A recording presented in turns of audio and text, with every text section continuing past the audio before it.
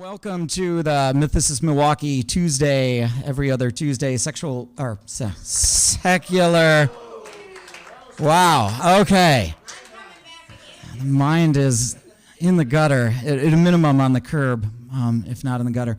Our secular discussion group every other Tuesday where we'll have a speaker come in or one of the group present on a topic that they're interested in.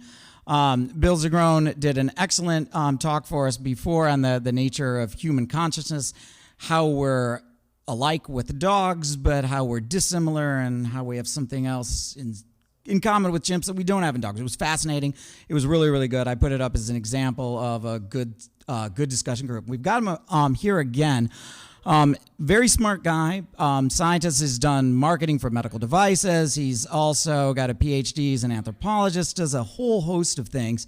You can see him in his lab coat if we get that picture up. But he's also an author, and he's got a new book out on the Arrogance of Religious Thought. I really want to see what we're going here. I have the book, and I've had a paucity of time to read this. So this will be hopefully a good start for me. Welcome, Bill.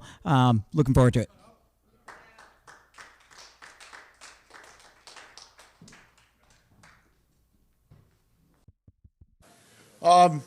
As Brian said, I'm Bill Zingrone. I'm a PhD in developmental psych, but my passion besides cognitive evolution and stuff is giving religion the drubbing it deserves and seeing how much we can push religion even further out of our modern day culture. And the title of my book is The Arrogance of Religious Thought, and I'm going to try and give you an idea of how arrogant religious thinking is, the thinking that underlies all religions, not just, Christianity as we usually bump into here in the United States. So the subtitle of the book is Information Kills Religion, and it really does. It started in the first Enlightenment, and what you're seeing now, this last decade of the new Enlightenment, I'm going to try and show you how much that movement is moving forward and questioning religious ideas throughout most of American and global culture. So how many of you know who the guy on the left is? Anybody know who that is? It's a little dark, might be hard to see. Most of all of you know the guy on the right. That's Hitchens, okay? And that's Hitchens' phrase, religion poisons everything. That was the byline to his book. But who's the guy on the left? Anybody? That is John Calvin. And those are his words, and guess who he's talking about? The Jews, okay? And that's his kind of thing. And if a modern day person said that, we would think they were disgusting and awful, and we wouldn't give them much respect. But John Calvin is considered a great theologian, a great, Christian church father, et cetera, yet he had that level of anti-Semitism. And we give religion a free pass, okay? The guy doesn't deserve any respect at all. When did Calvin live? Pardon me? When did Calvin live? Was it 1500s, just before or just after Protestant Reformation in Switzerland? Yeah. Okay. Arrogance of Religious Thought, what's it about? My claim is that there's a pervasive, unquestioned, wholly undeserved respect, free pass is given to all religious thinking, and that the best thing we can do is continue to expose the absurdities and cruelties of religious thought and loosen religion's grip on our daily lives. The sooner we can become more secular, the better. And information kills religion mainly because religions are repositories of generally old, primitive, bad ideas on the whole that don't have any evidence for them. So I've got 10 chapters in the book. Those are all the chapters. I'm going to go like an example of just a few of them. We don't have time, obviously, to hit all 10 chapters, and I can't do the whole book. I don't think you have 10 hours. I do. Yeah. So one of the first chapters, and what really got me going on secular activism, I've been pretty much a non-theist my whole life, somebody who just thinks theism is nonsense, and I was raised a very liberal Catholic, did not have a horrible religious upbringing. I was able to question it for myself in high school and leave it without any repercussions. So I never suffered from any kind of religious persecution of any kind. But then when I read what goes on around the world, I got off light. I really did. I was back at Northern Illinois University in 2006 to get my PhD, and we formed the Atheist, Agnostics, and Free Thinkers. We were number 75 on the Secular Student Alliance list at the time. Right now, there's over 350 campus groups. We were number 75 at the time, had Hemant Mehta come talk to us when he just put out his first book, Sold My Soul, on eBay. And we would have interfaith meetings. We tried to get everybody on the campus together because one of the guys that founded the group with me and a couple others, he had done a tour in Iraq and had seen sectarian religious violence right up front and personal. So his goal was to get all the faiths talking to one another so we get to know each other, and you know. And while we were having this meeting, there were about 40 of us in the room. We had Buddhists, Hindus, atheists, Christians, you name it, every stripe. And we went around the room and all introduced ourselves, who we were, you know, what year you're in, what faith you're at. And about halfway around the room, a kid from, I don't know, Arlington Heights or something says, yeah, I'm Catholic, you know, I'm a Christian, and I'm a sophomore, and I'm this and that. And he no sooner finishes that than the evangelical Christian next to him looks at him in front of 40 strangers and says, you're not a real Christian. Just right out in front of 40 strangers. And I'm like, how obnoxious is that? Are you kidding? I'm a frickin' atheist, and I got more respect for another human being than to diss him in front of 40 strangers. This kid felt justified, right, because he's supposed to witness. And to him, in his Baptist or evangelical upbringing, Catholics aren't real Christians. You know, you've got the history all backwards. So that kind of got me started on the path of secular activism. When we talk about divisiveness, too, we can talk about the current Islamic sectarian violence, which is horrific. You know, actual terrorism that happens in the West is, you know, just a drop in the bucket. Some of the watch groups that follow Islamic terrorism, there's 20, 30,000 people killed every year. 99% of them are fellow Muslims, not people outside of Islamic countries. Christian sectarian violence was common years back. You can see woodcuts of Protestants beheading Catholics, 500, 600 people at a time back in the 1500s. So, you know, we've had this kind of thing before, right? The Middle East bombings started in the 80s with the first big bombing in Lebanon, and now it's just common. Suicide bombings happen all the time. But we went through about a 30-year period with 330 bombings a year in Northern Ireland, over 10,000 in that 10-year period. The Troubles, as they called it, that's over now. So, you know, we give religion a free pass for being a big part of all this stuff. One of the other chapters is on misogyny. And this was also an experience I underwent at NIU, Northern Illinois University, down at DeKalb. Up here we have the Campus Crusade for Christ. When I worked down in Kentucky, it was the Christ Ambassadors kind of had the franchise for the evangelical student group. But up here it's Cru. And there was a female member, very sharp, very dynamic. She was at one of our interfaith meetings. And they were all talking about she really wanted to run for president of the campus chapter. But they were all just stymied, going, is this right? Should we do it? Because 1 Timothy 2, which wasn't even written by Paul, but 1 Timothy 2, one of the Pauline epistles, says women are not to teach or have authority. And you're watching these kids in the 21st century, right, deal with a 2,000-year-old very misogynistic thing from the first century, and they're trying to figure out, God, does it apply to our just Christian group? Does it mean just in church? Does it mean everywhere? And they went back and forth, and I'm just pulling my hair out watching this going, you know, and at the time I didn't even know, Paul didn't even write that. That's what's even worse. Somebody tell these kids they've been hosed, okay? And they didn't let her become president, okay, because they felt, well, we better follow Scripture. Yeah, it's just ludicrous, this 2,000-year-old prescription, because somebody taught these kids that this was the word of some God, you know, that Scripture has some revelatory authority, and it's nonsense.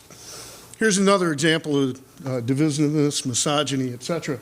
What if your neighbor made any of these comments? What if your neighbor said something like, you know, condoms not only don't prevent AIDS, right, they actually help spread it. You'd look at your neighbor like, what are you, whacked? What are you, nuts? You're smarter than all the AIDS researchers around the world. Who said that? What church leader said that? Yeah, Benedict Ratzinger said that, came out and said that. It was one of the things that helped get him retired early, which was unprecedented, right? Okay. But if your neighbor said that, you wouldn't give him a free pass. You'd look at him like he was an idiot, right? Pardon me? That was Ratzinger. The second one. Jews shouldn't be allowed to preach. Rabbis should be executed if they do. We ought to burn their filthy slut synagogues to the ground. Who said that? Martin Luther. Look up a little book, Google it, on the Jews and their lies. It's in my references. You will read the most horrific anti-Semitic diatribe worthy of, some Nazi skinhead today. This is Martin Luther, a respected man. I wouldn't want to ever call myself a Lutheran after reading this. And if your neighbor said this, how would you respond? Yet Martin Luther is still a great man, though he said these kind of things. The bottom one, what if your neighbor said homosexuals should really die for having sex, right? Such things are worthy of death. What's that? That's Romans 1, Paul, okay?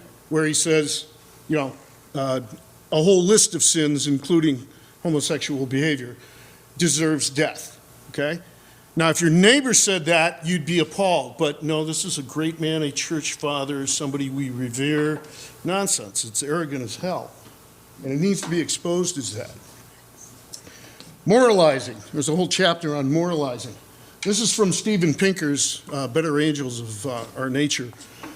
Moralizing, formulate universal principles, punish those who don't conform, maintain purity, and remove contamination of divine essence, right? We put up with, especially in this country, Christian moralizing all the time, okay? Like these church signs that you find, especially all over the South, telling you to repent, or I kissed a girl and liked it, or gays are going to burn in hell, all this garbage that we accept because it's just on every street corner, okay? And really, again, it's arrogant as hell as far as I'm concerned. There's a whole chapter on internal damnation. And this is a classic. If you Google hell, you'll get at least 3,000 titles of books that have hell in the title. 30,000 books, right? Over the centuries, there's probably tens of thousands of more, and then that's not even counting all the theologic works that don't have hell in the title that people talked about, right? And yet, every one of those writings is completely speculative. There is absolutely no data. There is no evidence anywhere of anybody's conception of hell. It's all completely made up. Nobody's ever been there, right? This guy, Rob Bell, is a pastor at Mars Hill Church in Michigan. He's had his books on the New York Times bestseller list. He's been interviewed by Oprah. He wears the skinny jeans, got spriggy hair. He's very hip. Okay, he put out a book called Love Wins, okay?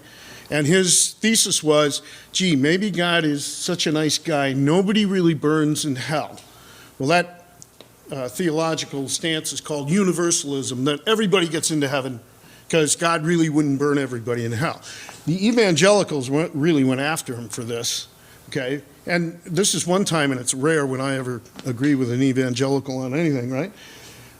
Their logic is correct, because if there is no hell and there's no purpose in any hell, what the hell did Jesus die on the cross for, right? If he's supposed to save you from original sin and nobody ever goes to hell, kind of the whole house of cards of Christianity falls apart, okay? So he's kind of skirting around that. He wouldn't come out and say it, but it's kind of one of those things that young modern Christians ought to consider, that maybe God's such a sweet guy, and he got on the New York Times bestseller list. The point is, Rob doesn't know a damn thing about hell. He doesn't know anything more about hell than you or I or anybody else does. There is no data. There is no information. It needs to drop from our modern discourse. Another chapter is on child indoctrination.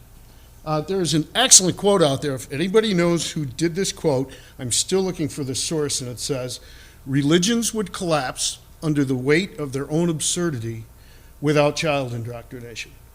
And that's really true. Okay, nobody believes in Zeus anymore because nobody teaches their kids Zeus. Religions would collapse under the weight of their own absurdity without child indoctrination. And that's true of all religions. Okay? And I don't know who said, I thought it was the philosopher Anthony Grayling, but I haven't been able to find it. So what do? We take children when they're young and they're captive. Try and get up and walk out of Mass, or try and, if you're a young Baptist kid, try and tell mom and dad, hey, I don't feel like going to church this Sunday or Wednesday night. I don't want to go, right? So try and pull that off. That doesn't work very well, okay? So we take children and we indoctrinate them in some religion. We make Muslim kids and Hindu kids and Christian kids, And they're defenseless until later to be able to say anything about it, right? They're born again or they're inducted into the monastery or the madrasa as a vulnerable adolescent, okay? And they're cognitively immature, they're emotionally vulnerable as adolescents. They don't know anything yet, and yet we let them make a spiritual decision for the rest of their life at age 15 when we won't even let them drive a car yet or enter into a legal contract or anything else. Why? Well, their frontal lobes haven't finished developing yet, okay? They are cognitively immature and they are emotionally vulnerable, yet we let religions prey on them and convince them you are now born again, or you're 13, you're going in the Buddhist monastery, right? So vacation Bible school, catechism, Bible study, we do all this stuff, and I think really youth ministry is really the scum of the earth. It's a horrible thing. Another chapter delves into denial of knowledge. You hear this or you see it on Christian websites all the time. Well, science is always changing. Science gets it wrong again.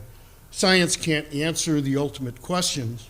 So you get that kind of attitude, that science denial, which now that we've got the Republicans back in office, you're seeing that kind of stuff all over the place, right? And it's an attitude instilled by religion. A couple of years ago, the 2012 primaries is when we had a whole raft of Republican representatives, senators, etc., just make ridiculous statements on sex and rape and all kinds of crazy stuff. And almost every one of them to a person was a Southern Baptist or some kind of Baptist, except Rick Santorum, who was a very strange evangelical Catholic sect. And the Baptist church is the biggest source of misinformation in this country. It's terrible. I don't think it's true.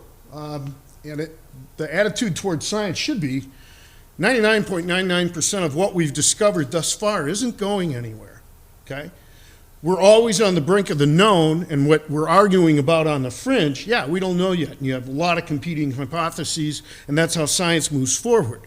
But the vast majority of stuff we've learned over the last 200 years isn't going anywhere anytime soon. I just listed a few disciplines that you could pull those textbooks and look at thousands and thousands, millions of data points that aren't probably going to change. We might improve them a little bit to a couple more decimal points, but they're not going away. Water boils at 212, and the heart does circulate blood. We didn't know that 1,000 years ago, et cetera, okay? So this attitude that the religions promote about science, I think, is way off the mark, and we should take the other way. We're still very humble at the brink of the known. We know all the stuff we don't know. We've learned a lot about the universe, but we know what we don't know. And at the fringe of science, yeah, science is plodding along trying to figure out. We make a lot of mistakes. You get your butt kicked if you're a scientist a lot. You're wrong a lot of the time, but not about 99% of what we've already learned, okay?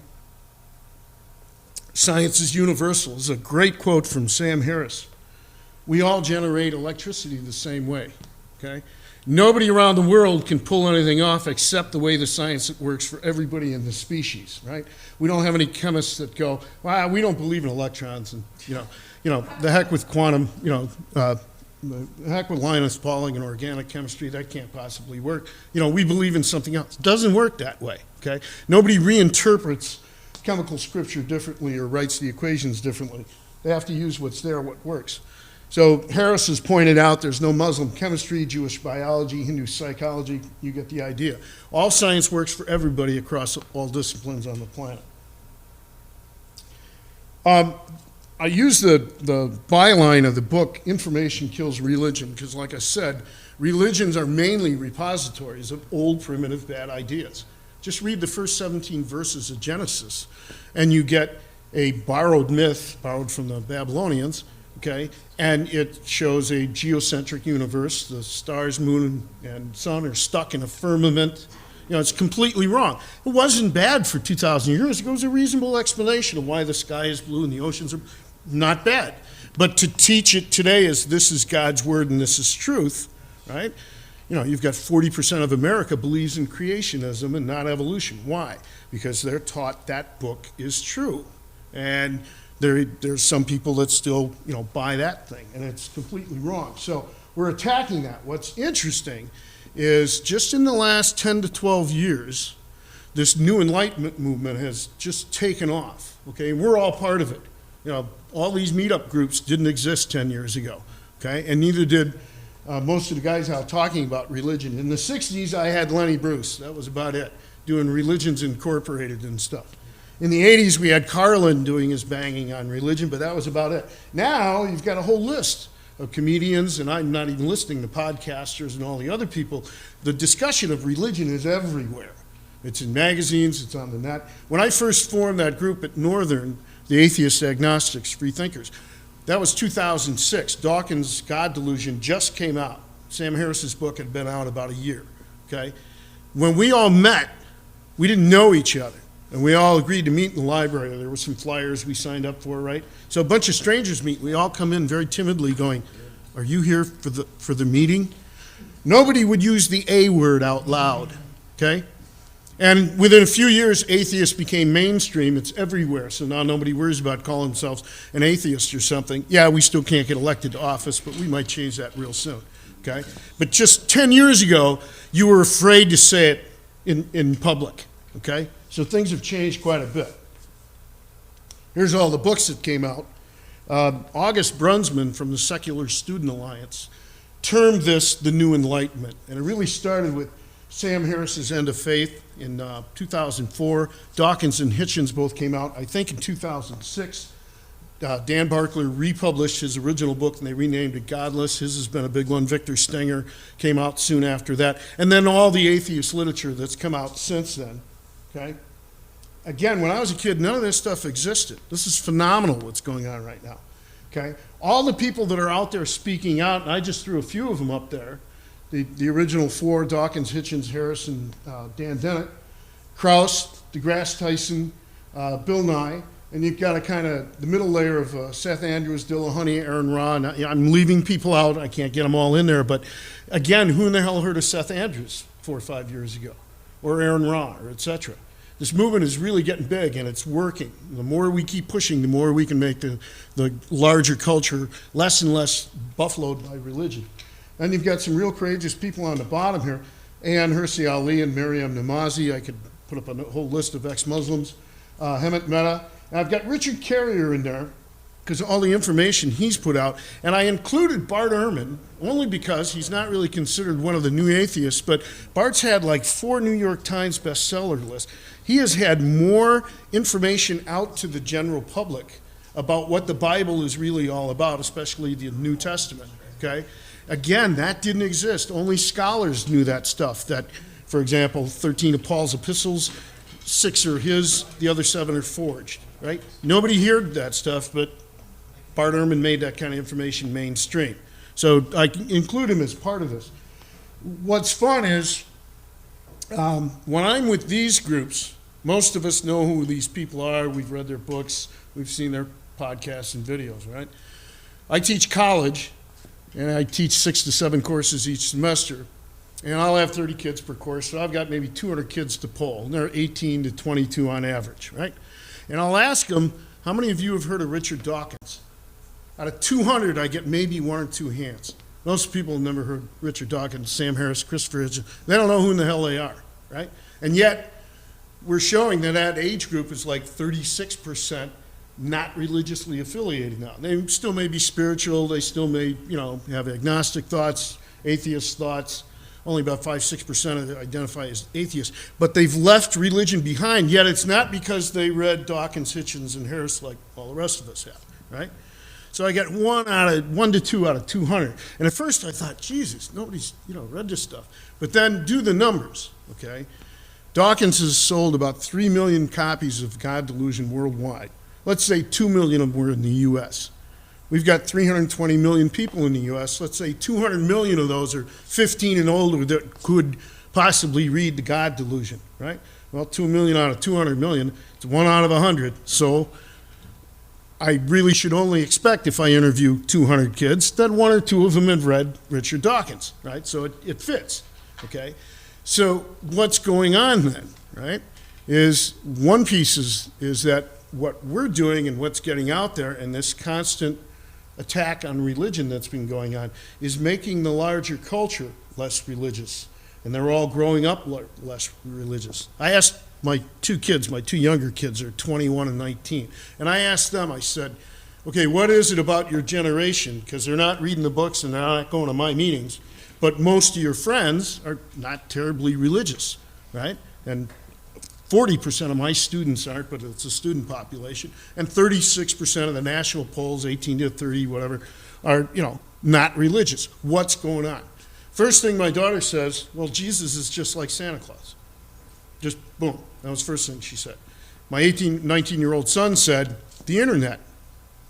He said, there's too much information out there. It's too easy to see. Then the third reason they threw at me is so many of these kids grew up with parents that weren't very strongly religious, so they're not religious at all. And I thought about that. When I grew up, my parents did what most parents did. My parents weren't very religious. My dad was the Easter, Christmas Catholic. My mom would drag him to church on other Sundays. But Mom and us kids, we went to church every Sunday. Why? And we went to a Catholic school. Why? Because the feeling was, well, you have to grow up kids in a religion. They have to grow up in one.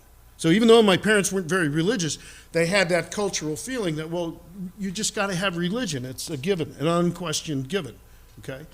And nowadays, a lot of kids are growing up without that given. Their parents don't think like my parents did 50 years ago, okay? Another thing I wanted to point out is, right, they don't know who Dawkins, Hitchens, many of them don't know Krauss. If you ask, how many of you know who Neil deGrasse Tyson is?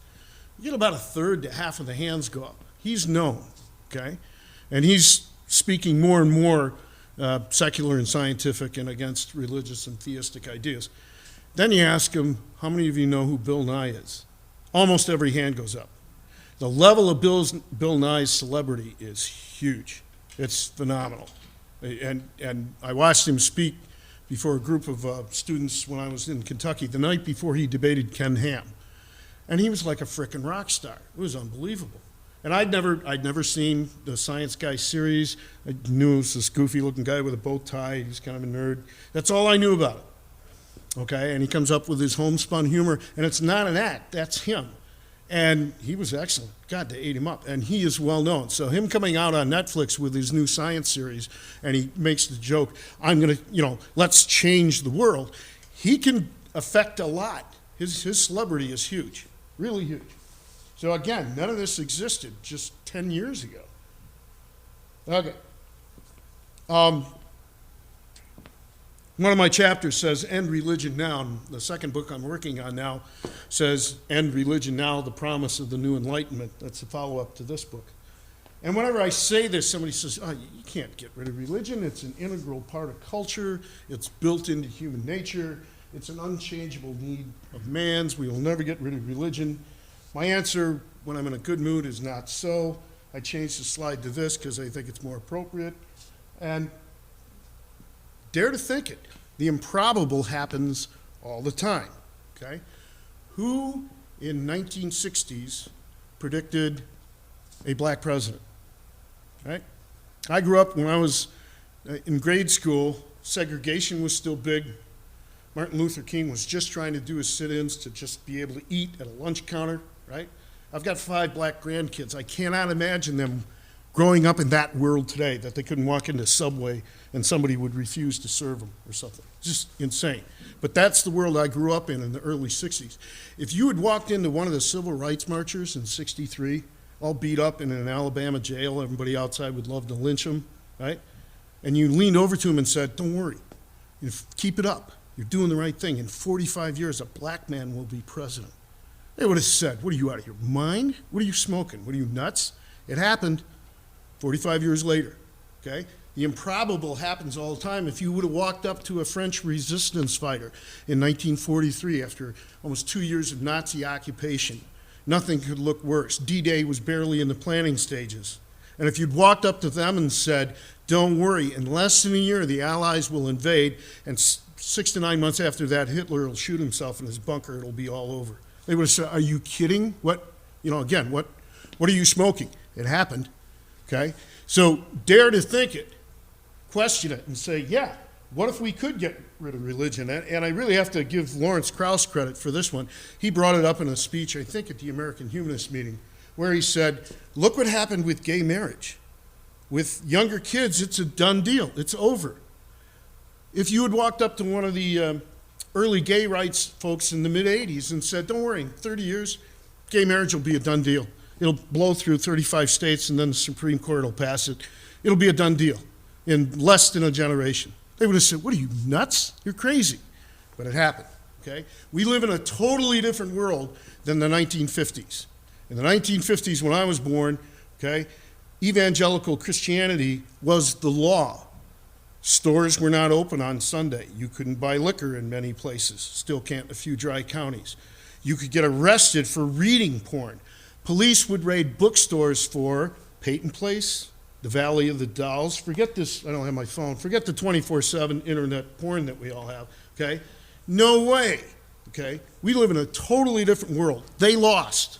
They continue to lose. It's hard to look at that now because we've got the typical pendulum swing. We've got a Republican administration again that's very conservative. And they're going to do some damage, but they can't take us back to 1954. They'll push us back a little bit, but this happens every 8 years. We had 8 years of Reagan, 4 years of Bush #1. Then we had 8 years of Clinton, yeah, and then 8 years of Bush, and then 8 years of Obama. So, you know, the pendulum was due to swing back again, and it happens about every 8 years. Maybe we can, I won't go there. I don't want to talk politics, right? So the point is even though you watch it swing back and forth, we move more to the progress, we move more to the left with every generation. The kids today, they could care less what color you are, what sexual orientation you are. That means nothing to them. So even the Christian kids I run into, they are not their grandparents' Christians. Their grandparents didn't like gays and didn't like this and premarital sex and all the things, porn, and all the things that are normal to all of us, okay? These kids that are Christian nowadays aren't like that. They're very much to the left than they used to be when I was growing up. And when you say religions can't go away, sure they can. If you quit teaching them, they disappear, okay? The Egyptian religion ran for over 3,000 years. It was the biggest thing on the planet for 3,000 years. It's 1,000 years longer than Christianity, twice as long as Islam. And maybe a few old ladies in Sedona, Arizona still believe in Osiris and Ra and something like that and worship, yeah, right? But for the most part, it's gone. It's gone. So look at this as a historical accident. What could it look like 500 to 1,000 years from now, okay? Half the world, you know, is not Islam or Christianity, okay? Out of 7.5 billion people, about 2 billion of us aren't much of any kind of religion at all, okay? And so what can we do to change society? We can do quite a bit. Here's some other bad ideas that are gone forever. As far as I'm concerned, modern day religion, I'm not talking animism or just spiritual learnings and things like that, okay? But modern day religion as we see it practiced, let's say with Islam and Christianity, the two big ones that control about 3.5 billion people of the planet, about not quite half the population, okay? They're just bad historical ideas. And they're, as Mythicist Milwaukee knows, they're myth, right? Slavery's gone, okay? There's not a country in the world that will allow you to buy and sell human beings. That was the norm for a couple thousand years. Everybody thought that was normal, okay? Now you can only do it black market-wise, and the amount of people that are subjected to actual slavery is minuscule compared to the 7 billion of us on the planet. You know, just a couple hundred years ago, almost a third of the planet had to worry about being enslaved, okay? That's gone. Human-animal sacrifice, very rare. Routine torture. Fairies, nobody talks about fairies anymore. The divine right of kings, that's pretty much gone. We've got a few countries where it still hangs in, but they're figureheads, okay?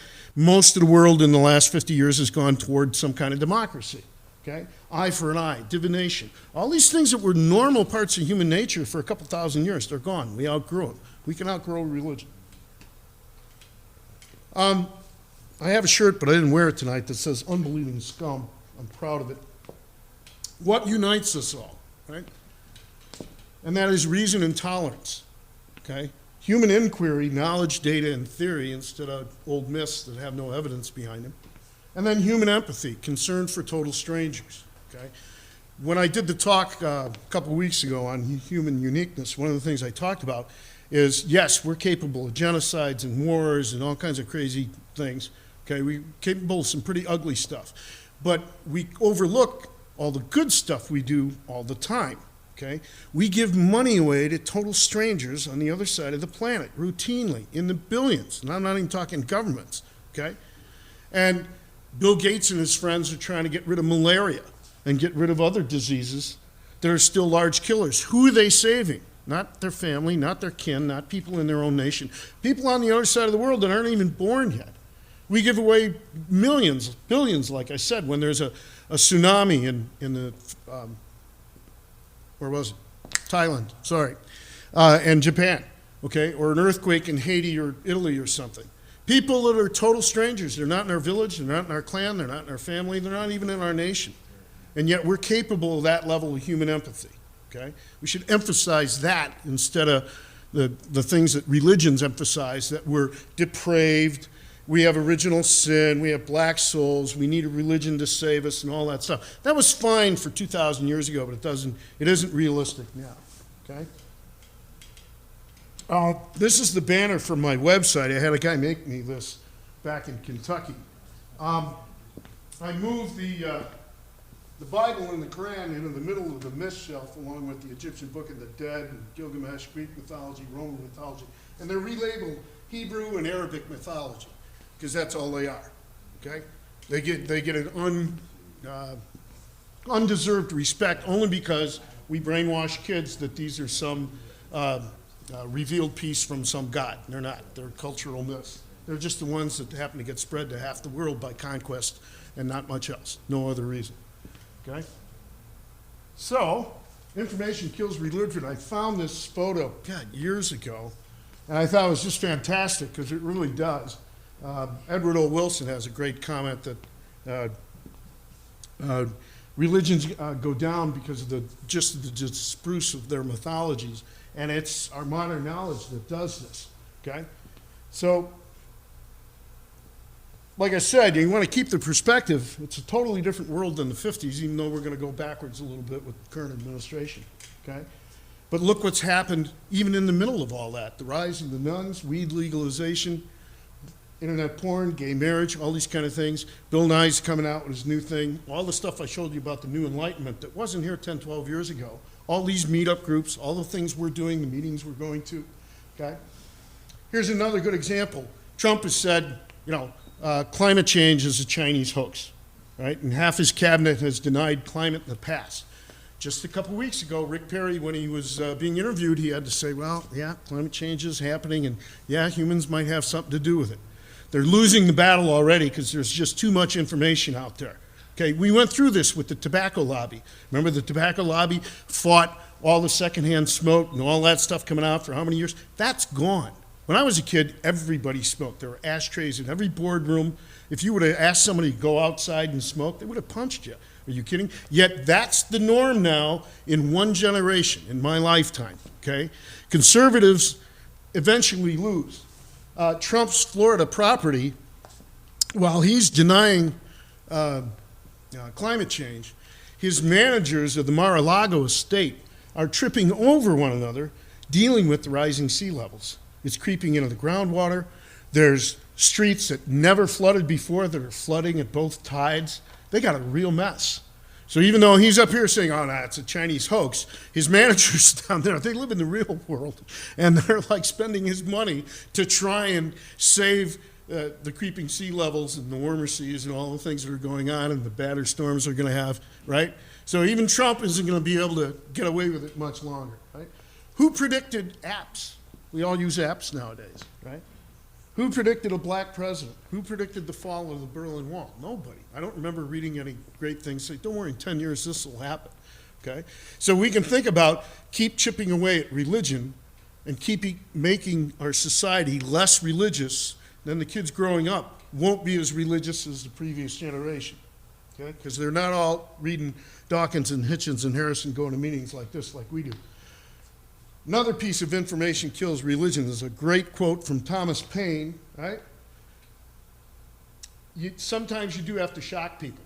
You're not rude, okay? You never attack the person, but you do attack their beliefs if they're ludicrous. And you throw it out there and say, that's nonsense. What evidence do you have for that? Every time you do that, you're planting a seed. I always hear people say, oh, but all the psychology says people just, go to their biases and they lock down and they never change their mind. Really? How many people here used to be religious, right? And every time you go to an atheist meeting, 300 people, 250 of them were religious at one time, and usually half were evangelical strong. People change their minds all the time. It just doesn't happen like in the Hollywood movies where you just make one conversation and they're converted. It doesn't work that way. It may take a decade. Look at Dan Barker. Read any of the deconverted books that are out there. Dan Barker's, Seth Andrews, Jerry DeWitt's, okay? It took some of those people 10 years of chipping away at the religious stuff they were indoctrinated into as a kid, going, this is nonsense. It takes a long time to get there for most people. A few will never change. But the less religious the culture is, and the more it's accepted that it's okay not to believe, the easier people can make that switch. We are very much social animals. Sarah Hayter from Ex-Muslims in North America, it only took her a couple months. And she was raised Muslim in this country. She was from Pakistan. She was raised, I think, in Houston. And she was very much a believer, and some militant atheist, armed with a piece of paper, he'd make copies out of the Quran and hand them to her and say, here, this is in your book. And she'd be like, no, it isn't, right? And she said, if you watch any of her videos, she went home and started studying because she's going to nail this guy. Are you kidding? And then she found out he was right. And it only took her a couple months, and she was gone. So again, militant atheism, which is just information transfer, okay? It works. Tom Paine said it works. Sarah Hayter will tell you it works. Just say, that's not true. There's no evidence for that. There's no evidence for Allah, Zeus, Ganesh, whatever you've been taught. It's nonsense. There's no evidence for a soul. There's no evidence for reincarnation, et cetera, et cetera. Show me the evidence. Let's work on that, okay? So, I think I'm almost at the end. This is my car. Sean probably saw it. You can't see it real well there, but I've had bumper stickers on my car. This is a little better. Got a revelation for you. There's no such thing. Misogyny, homophobia, and science denial all go away when religion does. I mean, think about it. Think what other cultural institution promotes those three things. There aren't many. Are there Swiss bankers against gays somewhere? Is there, right? It's all religious-based, okay? If you're worried about burning in someone's hell, thank a religion, right? And that's true. What a rotten idea that is that needs to get jettisoned. Number one, there's no evidence of any hell. But why do you teach kids that, these people over here, if they don't believe what you believe, they deserve to burn forever, okay? Or they don't do it the way you do, they deserve to burn forever. That's what Baptist kids are taught about Catholics, right? And 1.5 million Muslims are taught. All of us in this room, if we're not Muslim, we've never submitted to the will of Allah. We don't get on the prayer mat 5 times a day. We're going to burn in Allah's hell, okay? The vast majority of us in the West, I doubt if you ever give that a second thought. I doubt if that keeps you up at night. You think it's ludicrous and silly, and you won't convert on your deathbed, okay? You got to tell the Christians that too, that all of us atheists, we're not worried about burning in Yahweh's hell either, okay? Right? Why even teach that 2,000-year-old nonsense anymore? Okay? It should go away, right? I started doing this about 10 years ago, and I was in Kentucky at the time. And people said, didn't you get your car keyed or your tires slashed? Or I figured I'd have a burning cross on the hood of my car someday. Never happened. What I did get was stickers like up in the upper corner that says, love your stickers, love your bumper stickers, or you made my day, your bumper stickers rock. I had a guy in Kentucky follow me into the parking lot in a beat-up old van. I did think I was going to get, hit with tire iron that time. Guy comes out and says, your bumper stickers are great. About time this was said down there, because I was in a very conservative religious area, okay? There's people that have left the religion all over the world. They know it's nonsense. There's a new author. He hasn't had his book translated into English yet. It's in French. Walid El-Husseini. He's living, I think, in France now. He's from Palestine. And he had to flee for his life. And he says, and others have said this, there's an atheist in every Arab family, okay? That even within the confines of very strict Islam, okay, people know better. They know it's nonsense. And I know a few ex-Muslims, and I've talked to them, and they've even talked to their own parents and had their parents kind of admit, like, yeah, I really don't believe it, but, I got to go along with what's going on in my culture. It's tough to go against that cultural stuff. So my pitch is be a secular activist. Even if it's just saying something to the person next to you. I say, well, you know, maybe that's not true. My wife was not comfortable driving my car, okay?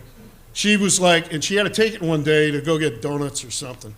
And she was like, all right, I'll take it, you know, because she felt, she's not really religious, but I think she still believes there might be something out there. And whatever she believes, that's her business, fine. She takes my car. Some kid in the car parking lot comes up, lady, I love your bumper stickers. And she's like, well, they're not mine, but... So they start talking. They walk in. 2 people overhear them within 5 minutes. She's got like 5 people all talking about religion.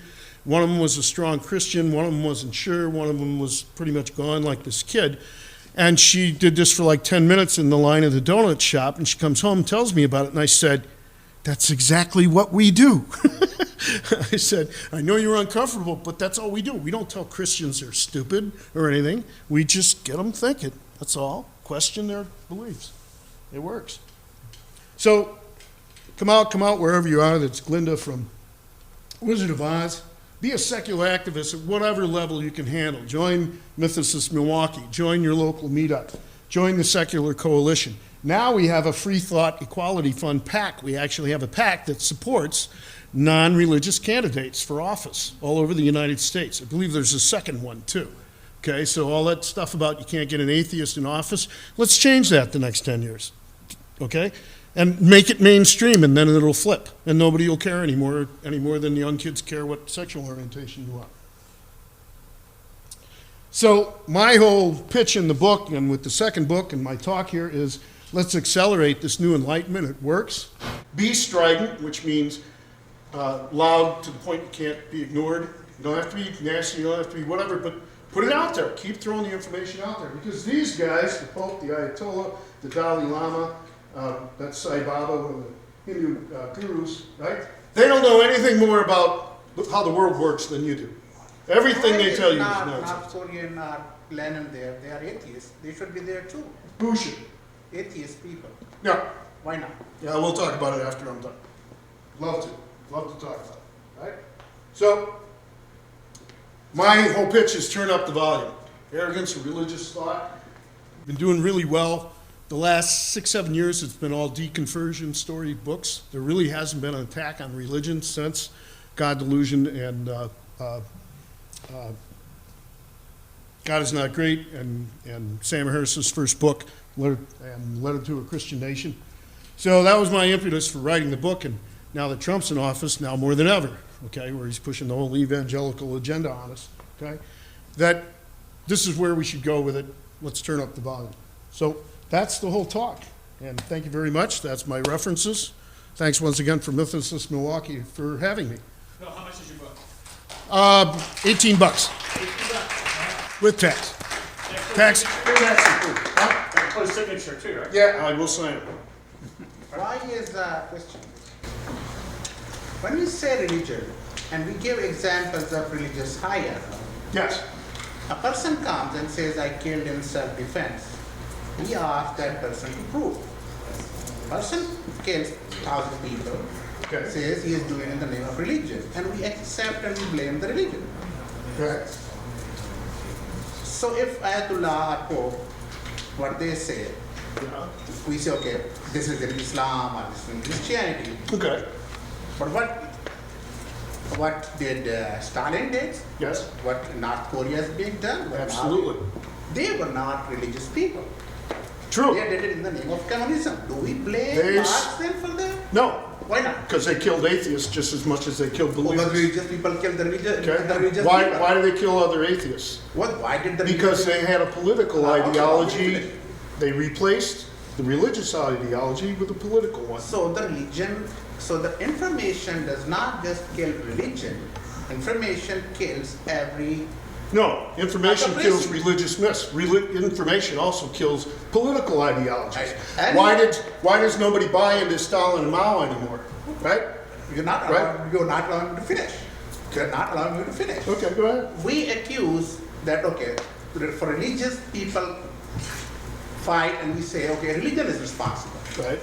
If somebody killed in the name of communism, or in the name of secularism, or in the name of nationalism or nation state, then why don't we Well, we accuse do. those ideology? We do apply.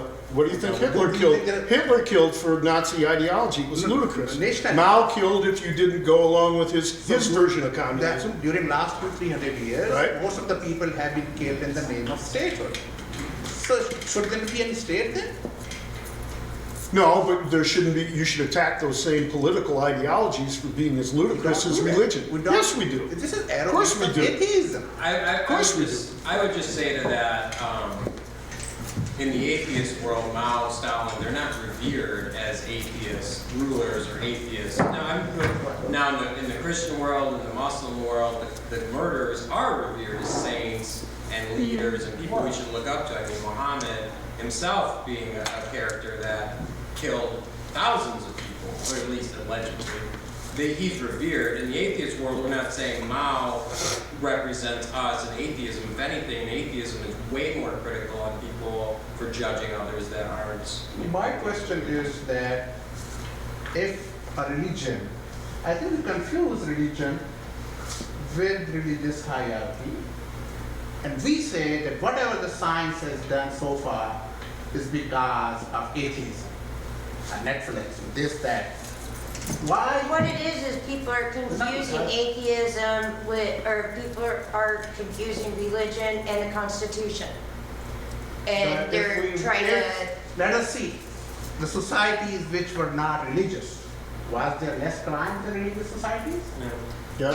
yeah, Yeah. Go yeah. look at Northern Europe. Yeah. Go look at the data. There's Go no look at Greg Paul's work on society without God. Most of the least religious countries in the world, let me Which one? finish, the least religious countries in the world have the lowest crime rates and the happiest people. That is not- Those secular, and because they're not into some communist or I'm Hitlerian not talking about, ideology. we're talking about Northern European countries.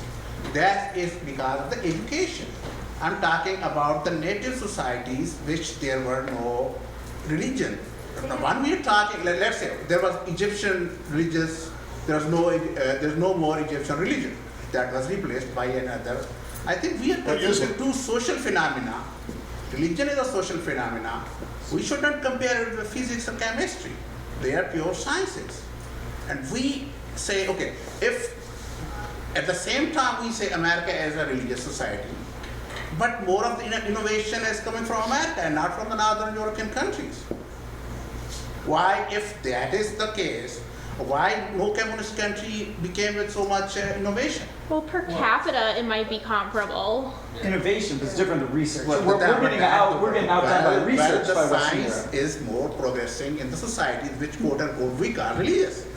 But didn't come, science didn't develop in the communist countries. No. In research, if you look at raw research data, there's definitely more papers published in Western Europe than there is in Yeah, and Finland and Sweden, yes. I'm talking about when let's say up till the fall of Berlin Wall, there were quote unquote religious countries, quote unquote non-religious countries. Why there was no much innovation in those non-religious countries? I Those think were communists, and that's a form of religion.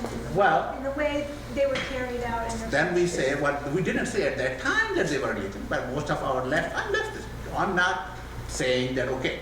What I'm saying is that we are as much arrogant as religious hierarchy. We say we should tolerate, but we don't tolerate others' ideas. Richard Dawkins is our prophet.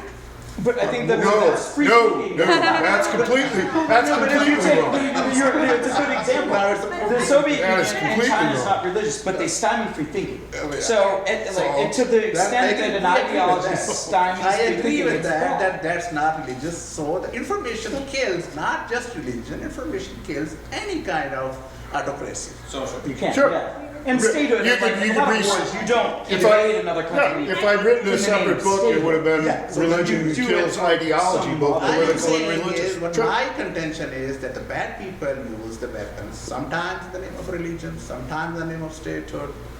Saying that religion is the cause of evil is as good as the rightists say that Hollywood is cause of murders. Or then you could say maybe that intractable ideologies are the issues. Sometimes they're non-religious. I'm saying that Would that be if fair? we educate the people, that religion will automatically go away. Religion is not the cause of that. People say, I'm doing it in the name of religion, and we just accept that murder statement. And we say, okay, yeah, religion is responsible because that murderer is saying that, okay, I'm doing it for the sake of religion. But another murderer comes and He's says, doing it because he believes what he's been well, taught. that's what he believes. That's just it, religion is a belief Okay, system. then the question It is a is, belief that system. ask him, okay, where does Islam say what you're doing? Yeah. Where does But you Christianity say what They you're doing? honestly believe You that. could make an argument that Islam is a political ideology and religion mixed together. Yeah, but every religion is a political ideology. No, that's what I true. mean. That Religion Christianity is less so today, but more so 500 years ago. There's no Christian caliphate. You can't There's compare no that. Muslim caliphate. There is Muslim path. Sure there is. Sure there There is. are some more. ISIS, Taliban, Boko Haram have all tried to establish the caliphate. It's part and parcel of the religion. My background is Muslim background. Okay. So do you think that what Boko Haram is saying is it Islam? Yes, Yes. Okay. Where? yes. Let's get In the them. Quran and the Where does Hadith. Quran say? And the Sirah. What they said. People said that here that that slavery was for the Christianity, and the segregation was for the sake of Christianity. Was. So that's my intent. Question is that where does Quran say that if someone that homosexual should be murdered? There's nothing. It's not in the Quran, it's in the Hadith, and you know that. Well, that is Hadith is something different than Quran. Yeah, but it's followed. That's what they're using. People follow. That's People right. did. But where do they get the idea? So From if religious we, training. okay, if we say that they believe they're doing it in the name of Islam, so it must be in Islam, so the fault must be with Islam. If someone believes that they're doing it in the name of communism, and they believe they're doing it, Yeah. we don't fight communism. Sure we do. In the name- Why do you think in the name communism of has Catholic- fallen Why don't you away? consider the hadith as like part of the religious I faith? think, I personally, No, why are you saying if it's not in the Quran but it's in the hadith, it doesn't count as true Islam? but Hadith is something which people came and wrote about 200, that's my personal opinion. Right, they came. The question is that, let's see, where is in Hadith that says that if you People convert pay- back from People Islam, pray 5 times a day because of the hadith, and Yeah, I got but I say is, okay, millions of people do that, so yeah, it's not such a if- big deal. that's what why I'm are you doing saying, that? is that, okay, if I don't pray, that's what is my argument with my Muslim fellows. They say, okay, if you don't believe in Hadith, how can you pray? I said, well, it means it's not important as it has been made. Let us see if there was no Hadith for 200 years. So those people who came after 200 years within Prophet time and Hadith collection, they were not Muslims. Well, the other argument is there with like saying that like atheists are all these like, you know, they're accountable for all these murders. They didn't kill in the name of atheism. Well, what was They didn't support religion, but they were killers because they were just psychotics. Do you think these are not, Osama was not a psychotic? Oh, they're psychotic, but they're So, using the book. why They're do using, we but give they're that using the to- book. Because They're they- using the book as an influence. Well, the Yeah, scholars, that- like Christianity is more influenced by Aquinas and Augustine Hippo Augustine, yeah. as it was by the Bible, maybe more so. And like Bukhari may have had more influence on Islam. Bukhari than was the biggest liar, I believe. but he was supposed to be the most pious. He took 200,000 hadiths down to 10,000. Right. His claims are more ridiculous than I know, but I'm anybody. saying, but it was influence. Whether or not it's true or not, he had a major influence. Yeah. We are filming still, guys, so we should ask Bill some questions. Yeah. Hey, Eric, I have a question for Sure. you. It's basically a personal opinion. There's a news article that recently came out about a father and son who are being charged with the rape of a 4-year-old child. They said that they did not want attorneys representing them in court because all they needed was the Bible and they were going to. That's how much time's left. Well, 69 minutes. did that work out for them? They haven't gone to court yet. So I mean, I just saw it in the news and I was Yeah. like, that's what they said. We got the Bible. That's You how don't need an bad, attorney. that's how bad child indoctrination can be. That they think know, that this they get book the father, son, has and all I'm the like- truth they ever need, and that's, So Nonsense. your Bible, the Bible's gonna save your ass. yeah, that's what they believe. They've been taught that. It's horrible brainwashing. So I have a question concerning something you said toward the end of your Sure. presentation, and that had to do with how strident we should, or maybe that's not the right word, but Why you strike? That's right. strident we should be in terms of promoting free thought and atheism and skepticism and so on. And you had your bumper stickers. And I can tell you from personal experience. But first of all, I have a specialized license plate that I've had for like 35 years, and it says skeptic. And I have to tell you, I've never been keyed. Me neither, so far. And I get a lot of thumbs up. So do I. That All the time. relates to you. But in terms of how strident I am in terms of my free thought and saying, that's not right, to my Christian friends. They and maybe I'm just not very good at it, but they tend to get defensive and offended. Absolutely. And I tell you, I am very, very careful. Sure. I try to be very, very careful that when I dispute them, I dispute them on what they believe, not on them personally. Absolutely. I don't, That's why I said on my slide, attack the idea, not the person. okay, I think I can claim one convert, okay? Okay. And my feeling is that if I'm too strident, Oh, I turn them off, and and so, it's just sort of, a wall goes up. sure. And So they it's say, like you don't want them cramming their religion down your throat, so you don't Well, want to I cram mean, the I'm- deep. No, I know You're that not- argument's been made a lot. Newspaper articles, there's actually a section in my book that talks about a fellow atheist who asked Dawkins and Harris and Hitchens to shut up for a month. He wanted the atheist positivity challenge that for a month, I forget the guy's name, it's in the book. Then he said, let's just shut up for a month. Don't say anything on Facebook, don't do this, because we'll get more respect. You're being too arrogant, you're being too this. And again, my answer to that is bullshit. It works, okay? And you don't have to be nasty to anybody. And there's no need for it. I think what you've done for 40 years, that's fantastic. If that's your way of being a secular activist, you know how many people, that you've reinforced because they saw that, or somebody else looks at it and says, or they read my bumper stickers and maybe they get pissed off. Good, maybe they'll go look and read that, gee, I'm going to burn in Allah's hell. What a crappy thing to think about. You really want your neighbor to burn in hell? I'll just tell you my personal thought about the most effective and efficient way to promote free thought and skepticism is what you refer to as what I would refer to as the indoctrination of children who simply haven't developed the cognitive tools to think critically for themselves. Sure. And there they are. I was taught Jesus loves me, yes I am. And all the kids grew up singing Jesus loves me, yes I know, for the Bible tells me so. We all, Sure. not all of us, but a lot of Protestants were taught that. And nobody thought twice about it because there was no conflicting point of view. Sure.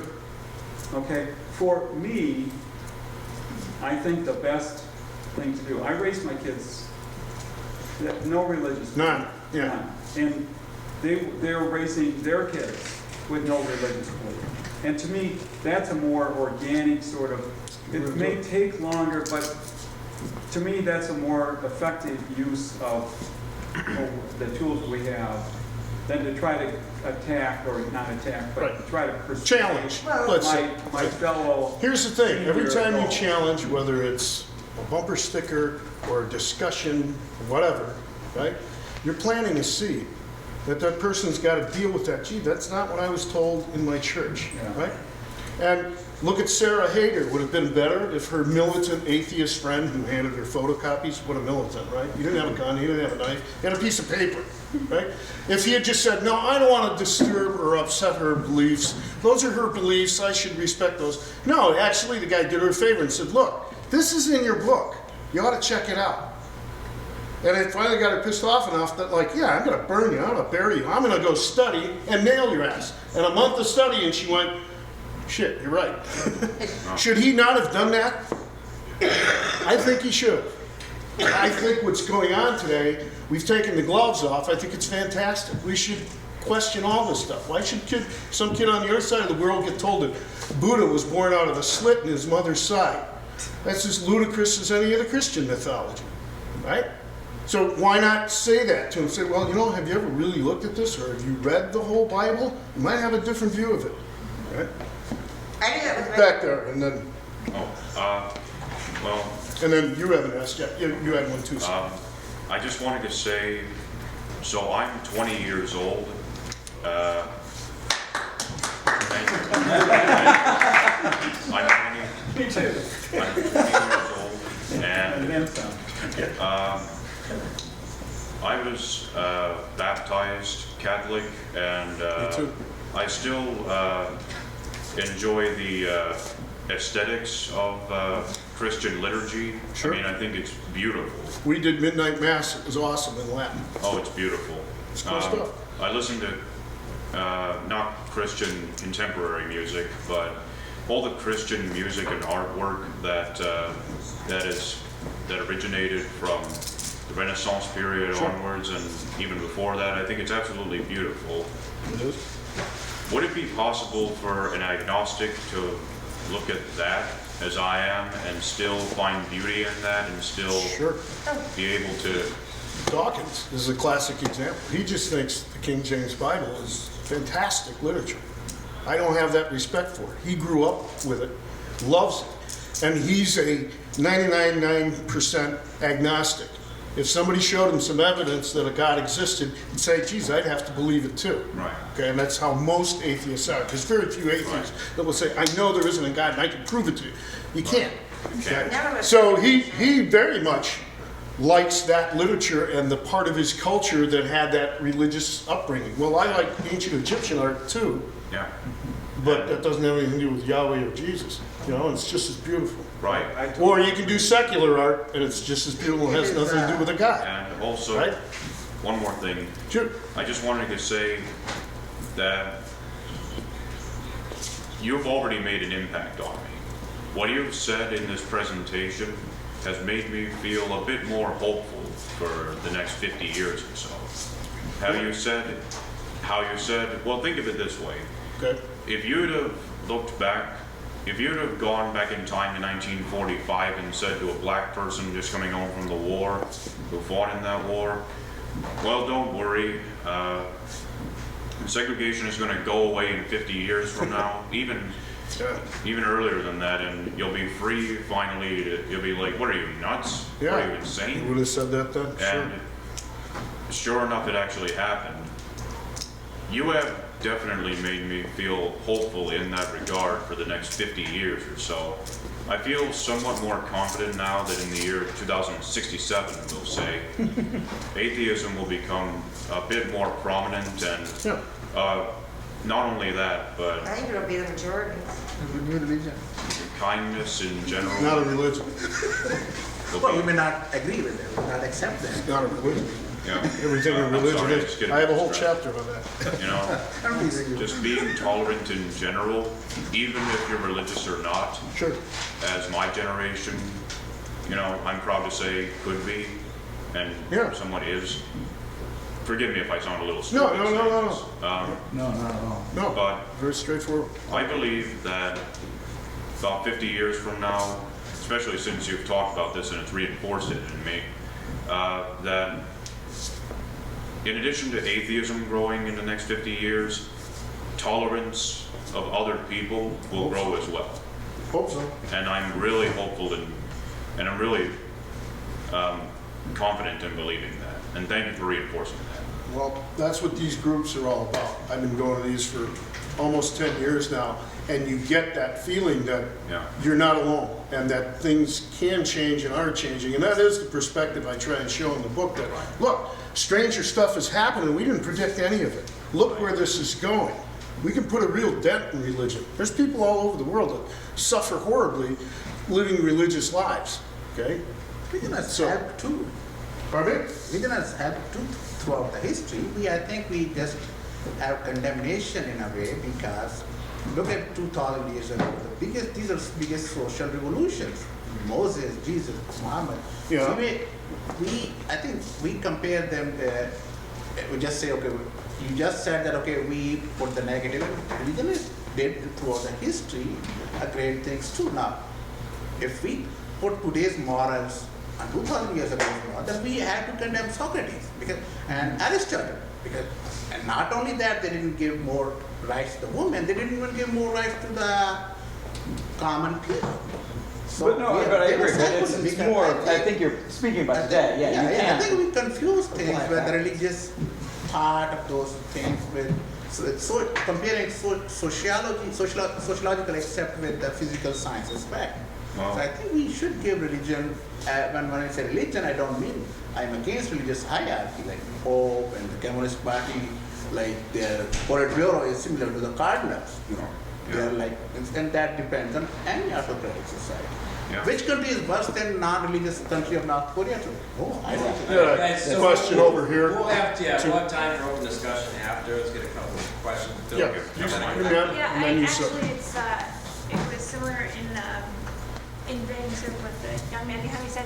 I wanted to know if there's any data that talks about, you know, what percentage of humans have that sort of zealotry of belief where they need to really believe these powerful myths as truth and forge forward versus people who were indoctrinated by it as children, but they're kind of like, I could take it or leave it, or Right.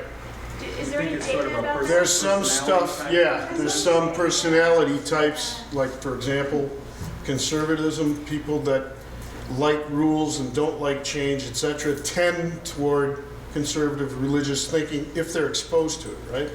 But the thing that we're seeing now, the social experiment you're watching, is what happens when you don't raise kids in a religious environment, okay? Do they go gravitate to one? The answer is no. Your kids, my kids, all kinds of kids growing up secular, they usually go look, and they, you know, especially if they're raised in a Christian environment, they go look at Buddhism and Hinduism, you know, check out the Eastern religions and probably go through a period of that, okay? But without any religion or belief in God, the vast majority of them don't go look for one. They don't know there's anything missing on Sunday morning. So the only studies I can refer you to is either Gregory Paul or Philip Zuckerman has done some work on secular parents raising kids, and you may get some data from those two guys. Now, one of them is a sociologist, and I forget what the other one is. I guess what I'm more interested in the flip side of, you raise people to believe in a religion. Right. What percentage of them? Can't let go? Yeah. Yeah.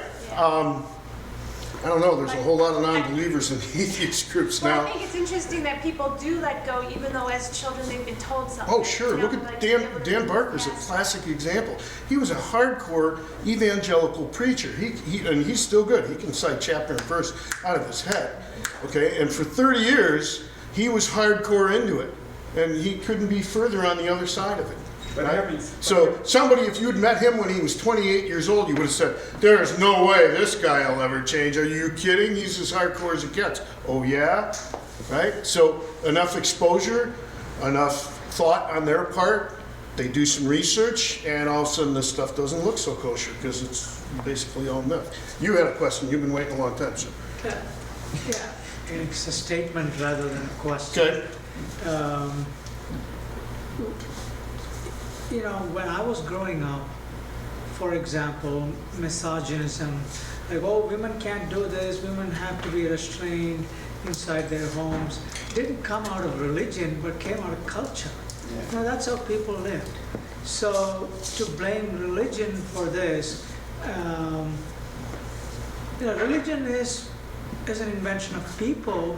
So True. we have made secular progress in science from the year 150,000 BC or whatever. We have continuously made progress, and we know what we know now. We don't know what science will tell us 50 years from now, 5,000 years from, 50,000 years from. So we can live only according to what we know now. Right. So that's what people did. It's not like some religion forced people to do. It's the culture and the people that should be, you know, I'm not blaming anybody. But if you take religion out of the culture, what keeps those rules? So let's not pick on Islam, let's pick on Mormonism. It's just a byproduct. I have Mormon friends, okay, that if they showed their bare arms, her ex-husband would call her a slut in front of her kids. That's not cultural. That's from the Mormon religion. Sorry. Yeah, Oh, forget you know what I bare mean? arm. If you show your You know what I mean? face, And in other religions, called if you a take the hijab off or show something on your neck, right? It's religion keeps it going. Same thing with, we could talk about female genital mutilation. The 4 schools of Sunni Islam all approve it, right? Keeps it going. So how much is it cultural? If you take the religious prescription out of the culture, what keeps it going? What keeps anybody having any homophobia other than religious scriptures? Take it out of the culture and tell me where it came from out of the culture. The hijab, But no, I think that the males have used the religion as a tool to suppress the women. But you look at some of these. Because in Quran, there is nothing that asks you to cover your face. That's true. And not only that. Then it doesn't exist It in is Islam. just- Is that what you're telling me? Yeah, it's just in the males Hadith. have used and, there's nothing blasting it. Well, people follow But that. the people follow it because if someone does it in the name of Quran, and there's Imam Abu Hanifa, the biggest jurist, he says that covering the face is against the Islam. All right, Grace, we'll one to Grace. Yeah, we can argue more later. Yeah, that'll be the last one, Grace, go ahead. Okay. So I'm wondering what you think or what anyone else thinks of so-called religions that instead of having beliefs in like any myths or supernatural, instead actually promote secular values. For example, like humanist organizations or the Unitarian Universalist church, which allows its members to have different beliefs but does not teach. Any of them has very secular values, like that's what the people have in common. Unitarian Universalist is Christianity light, right? They No. still believe in Jesus No, they and don't. God. Well, it depends on which one you're in. Depends on which one you're in. Okay, because they're not completely secular. They still have something Well, like none of left. the sources that I've seen say that because I've just looked into this recently. Right. So, so it's like people can be members Yes. if they belong to different religions. You can believe in something else. and But join. their like list of values are like kind of like searching for truth. Sure. And they focus a lot on social justice, so I think there's value in that. Right, yeah, there is. Well, that's what secular humanism is, but it isn't a religion. Okay, there's no prophets, there's no authorities, there's no hierarchy, there's no scripture to go read. So like when you said Dawkins is our prophet, no he isn't. He can be wrong about anything. I can argue with him any day. Okay? He's not a prophet. I don't think he ever got anything revealed, right? So when you look at things like secular humanism, there's no religion to it. Unitarian Universalism is kind of a secular, and they keep some of the old religion But do you things think, and can they you like have it. a religion without belief? Can it just be an organization, like a way to bring people together? I think if you read most of the definitions of religion, you'd have a social group, not really a religion. Right. Usually religion has one of those pieces, a belief in scripture, a belief in supernatural agents, right? And then a whole list of other things that come with it that you don't see in atheism, humanism, agnosticism, whatever. All right. Bill, thank you so much. So for those in the audience, feel free to stick around. There's some discussion. Brian's talking right now, which is great. So stick around for that. Those on YouTube, check us out. We have podcasts every Sunday. We've got some big names coming on lately. And we have a conference in September with Ron Miscavige, the father of David Miscavige, who is the leader of Scientology. So really excited to work with him. He's coming here, David's father. David's father will be at our event in September. Yep. Awesome. So thank you very much. Thank you, everyone.